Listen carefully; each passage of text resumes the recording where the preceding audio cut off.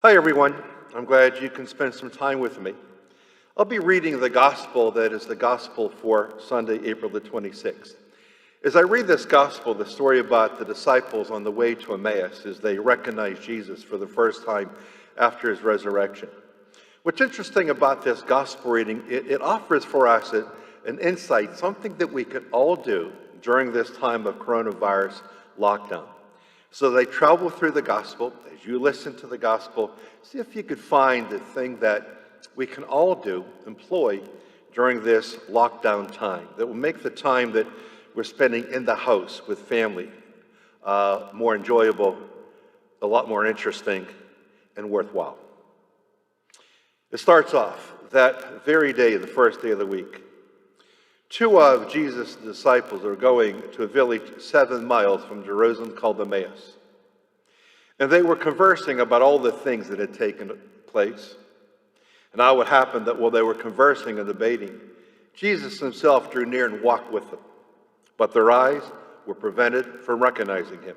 He asked them, "What are you discussing as you walk along?" They stopped, looking downcast. One of them, named Cleopas, said to him in reply, "Are you the only visitor in Jerusalem who does not know about the things that have taken place here these last few days?" And he replied to them, "What sort of things?" They said to him, "The things that happened to Jesus the Nazarene, who was a prophet, mighty in deed and word before God and all the people. How our chief priests and rulers both handed him over to a sentence of death and crucified him. But we were hoping that he would be the one to redeem Israel. And beside all this, it is now the 3rd day since this took place. Some women from our group, however, have astonished us. They were at the tomb early in the morning and did not find his body. They came back and reported that they had indeed seen a vision of angels who announced that he was alive. Then some of those with us went to the tomb and found things just as the women had described, but him they did not see. And he said to them, 'Oh, how foolish you are, how slow of heart to believe all that the prophets spoke. Was it not necessary that the Christ should suffer these things and enter into his glory?' Then beginning with Moses and all the prophets, he interpreted to them what referred to him in all the scriptures. As they approached the village to which they were going, he gave the impression that he was going on farther. But they urged him, 'Stay with us, for it is nearly evening and the day is almost over.' So he went in to stay with them. And it happened that while he was with them at table, he took bread, said the blessing, broke it, and gave it to them. With that, their eyes were opened, and they recognized him, but he vanished from their sight. Then they said to each other, 'Were not our hearts burning within us when he spoke to us on the way and opened the scriptures for us?' So they set out at once and returned to Jerusalem, where they found gathered together the 11 and those who were with them, saying, 'The Lord has truly been raised and has appeared to Simon.' Then the two recounted what had taken place on the way and how he was made known to them in the breaking of the bread." Now, naturally, this is a long gospel reading coming out of the 24th chapter of Luke, verses 13 to 35 inclusive. But there's a small section of this gospel reading that gives us a great insight, something that we can do that's enjoyable during this time of coronavirus lockdown. That section occurs actually in the very beginning of the gospel reading itself, which is verse 13, the 24th chapter of Luke. Listen to this verse. That very day, the first day of the week, 2 of Jesus' disciples were going to a village 7 miles from Jerusalem called Emmaus. And they were conversing about all the things that had occurred. And it happened that while they were conversing and debating, Jesus himself drew near and walked along with them. Now, the part that I'm referring to is that the 2 disciples were conversing and debating, which means they were having a conversation about all the things that had taken place those last few days. Conversation is beautiful. Conversation about history is very enjoyable. It's nice that if you're locked down with mom and dad or grandma and grandpa, maybe to spend some time perhaps maybe you've never spent with grandma and grandpa, saying to them, "Grandma, grandpa, tell me your story. Have a conversation with me about where you were raised and how you were raised, and tell me about your brothers and your sisters and your family. Let me learn about you. That means so much when you take the time to learn about someone else and they'll take the time to learn about you. It reminds me of something that happened many years ago at a former assignment. I would be saying Mass at a nursing home once a week, actually on a Friday, every Friday. And after I offered Mass at this nursing home on a Friday, I would travel to the rooms of the patients, the Catholic patients who were not able to make it to Mass because of their infirmities. And I would then take them communion to their individual rooms. The very first time that I offered Mass at this nursing home, after Mass, I was given a list of the people I needed to visit who could not make it to Mass because of their infirmities. And I got to the room of this elderly lady. When I entered her room, she was in bed, curled up in a fetal position. I introduced myself to her. She gave a slight nod and a little smile. And I asked her if she would like communion after I identified myself, and she, in fact, shook her head yes. But she didn't get up. She remained locked into that bed in a fetal position, and I gave her communion and a little blessing. Conversation with her just wasn't going to happen. She just seemed tired and worn out. I left.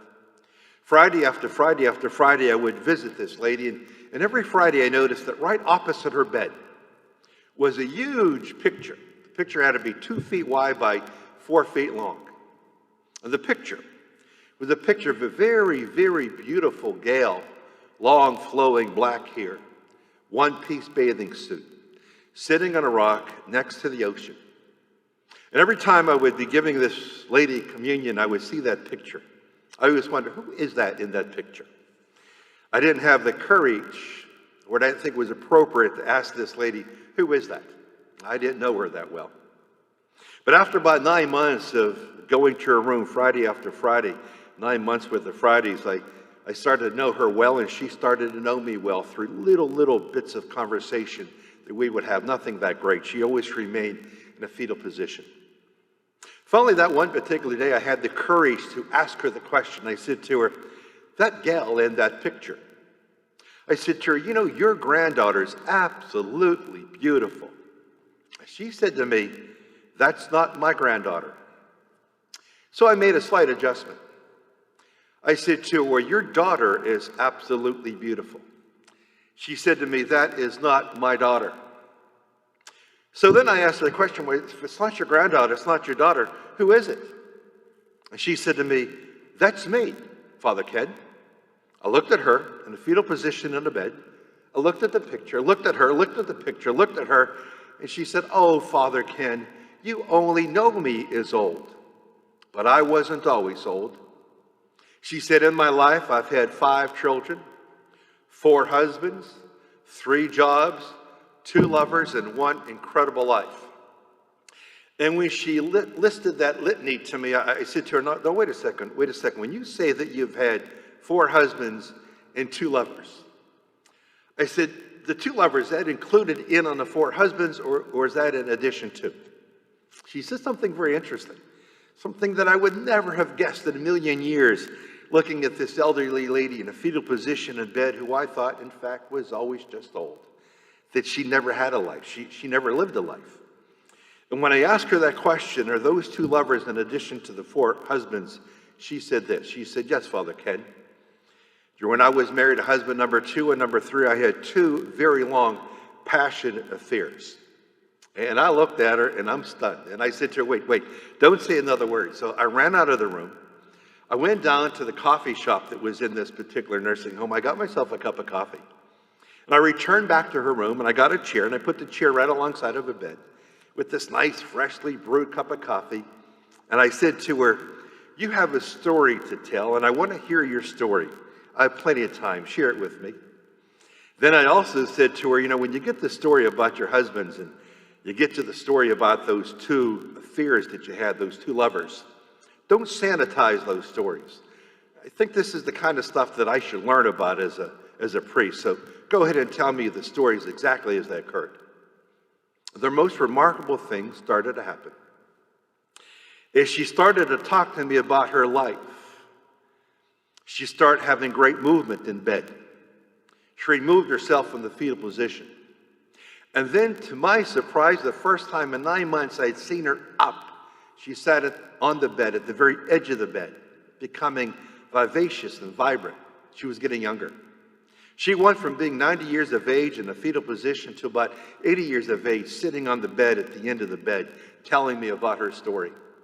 And again, to my surprise, she's telling me about her children, her husbands, her jobs, her lovers, her one incredible life, and that she in fact did have. She stood up. I didn't think she could stand. And she started to walk around the room with such enthusiasm, sharing with me the story about her life. I was astounded. She kept getting younger. She started to look, instead of 80, to 70 and 60 and 40. And by the time we were done, and she was done telling me about her life, the things that she could remember at that point, which in fact was a lot, she looked like a young woman. She had come alive.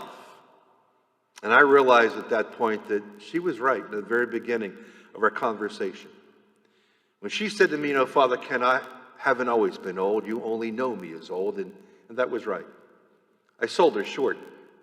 Seeing her in a fetal position, I just thought that this gal never had a life, that she's always been old. She's never done anything that exciting. It turned out to be that the life she shared with me at that point in her life and the point I was in my life, she had lived more of a life than I had lived up to that point. Even now, when I reflect back on that story, that particular day, I say to myself, I have lived nowhere near the life that she had lived. It was amazing. But it comes right out of this gospel reading. Because the two disciples were conversing about all the things that had occurred. They were having a conversation. They were learning about each other, learning about Jesus, learning about history, and they were putting it all together. During this time of coronavirus lockdown, obviously you're spending a lot more time with your family than perhaps you've spent in a long time. But it's really enjoyable and really a lot of fun, whether it's with the people in the home that you're living with, or if you use Facebook with grandma and grandpap or a family member or a friend, just to simply say to them, you know, I want to know your story. Tell me about your life. Tell me about what all you have done in your life. And you just might be surprised, the story they tell you. I was surprised by that elderly lady. She became younger as she shared with me her story. I concluded when I left her room that day and put the chair back and threw away my empty cup of coffee that there's a good chance she hadn't had the opportunity to tell anyone about her life in a long time, because probably most people as I sold her short. We just concluded she was an elderly lady in a fetal position on her bed, and she never had a life. But she had a full life. 5 children, 4 husbands, 3 jobs, 2 lovers, one incredible life. Spend time talking with your family members that you have in your home, or on Facebook, or on Skype, or any other style of communication. And ask them, tell me your story. I want to learn about you. Then I'll tell you mine. And when you do that, time goes by quickly. And time becomes very enjoyable to listen, to learn, to fall in love even with someone more when you take the time to hear, listen to their story, and they to your story.